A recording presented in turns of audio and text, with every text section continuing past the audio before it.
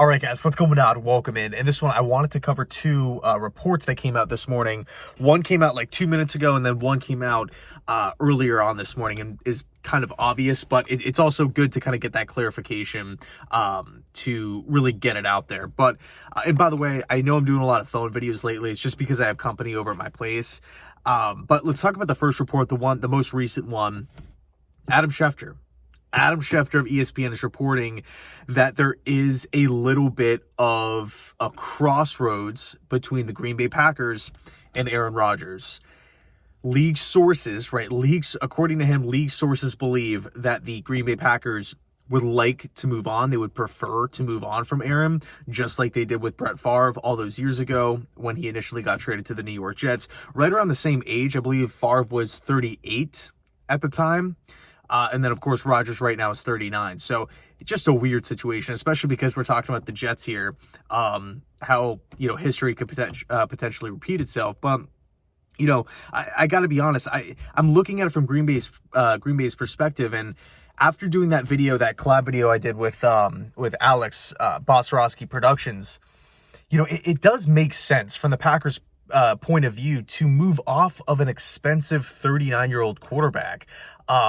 You have a guy in Jordan Love who's coming to the end of his rookie deal pretty soon. He's ready to play. He sat behind Aaron Rodgers, one of the best quarterbacks ever. He knows the system.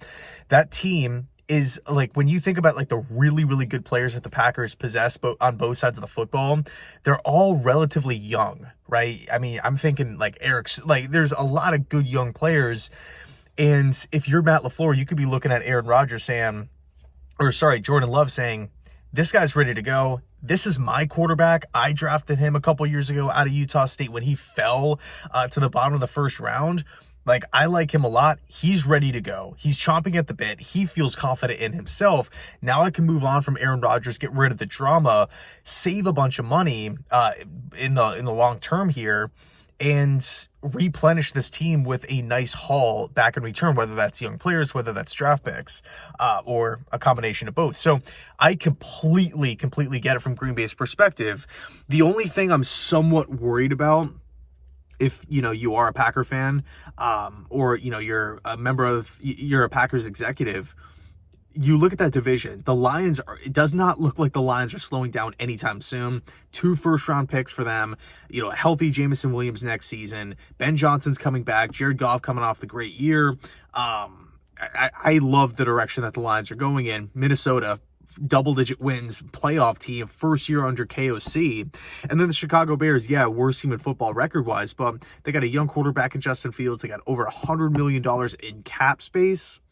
And the first overall pick, not to mention, picks in the second round and the third round and whatnot. So I look at Chicago, also a coaching staff going into there. So the Packers have to understand as an organization here that every team in that division is either going to be getting better or staying the same. Minnesota might take a step back, but by no means do I see that team as like a 5-6 win team next year. I just think they won a lot of close games, and to string that along through multiple seasons is a difficult thing to do. So I think Minnesota might take a step back, but 8, 9, 10 wins, at the least for Minnesota, still so much talent.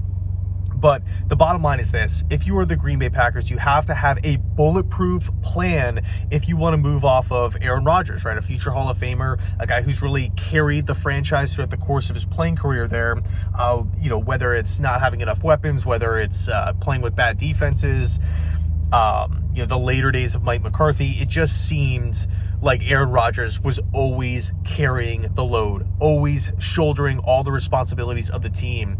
And, if you move on from a guy like that, you have to have a solid plan intact. But according to Schefter, according to multiple guys, it seems like the Green Bay Packers are okay in doing so. So where there's smoke, there's fire. It seems like with every passing day, the smoke grows, right? A rumor there, another detail there, a report is coming out here, and it's going to be interesting. It really, really is.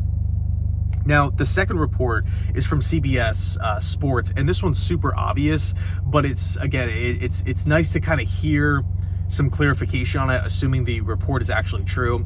It's that the Jets quarterback search is going to begin with Aaron Rodgers, Jimmy Garoppolo, and Derek Carr. Frankly, I would be totally pumped with all three of those guys. right? If the Jets land Derek, if the Jets land Jimmy, Aaron, I would be totally fine with the decision. All guys have pros and cons. Rodgers, obviously, a fantastic quarterback, but you're probably going to have to give up a lot.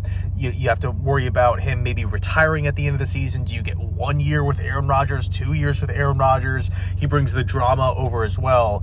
And plus, like, all the money that you could push into future years. There's a lot of weird question marks with Rodgers. But at the end of the day, he is still an elite quarterback, despite him being 39 years old.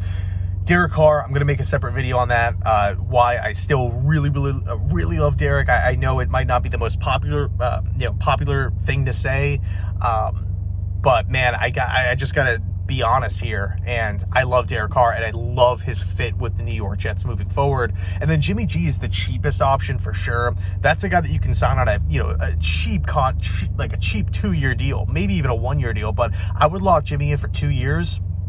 The only problem with Garoppolo, it's the injuries, right? Can he stay healthy? If you sign Jimmy Garoppolo, you probably have to go out and sign one of the best backups in football as well, because the chances of Garoppolo getting hurt are pretty high. He's probably only going to play like 12 games like that. And it's just, I feel like every year you could count Jimmy to miss time at some point in the season, and it's not really that reliable. But on the flip side, if Jimmy G were to sign with the New York Jets, he would bring a ton of experience working in 2 complex systems in Bill Belichick and Kyle Shanahan. I mean, he's worked in those systems his entire career.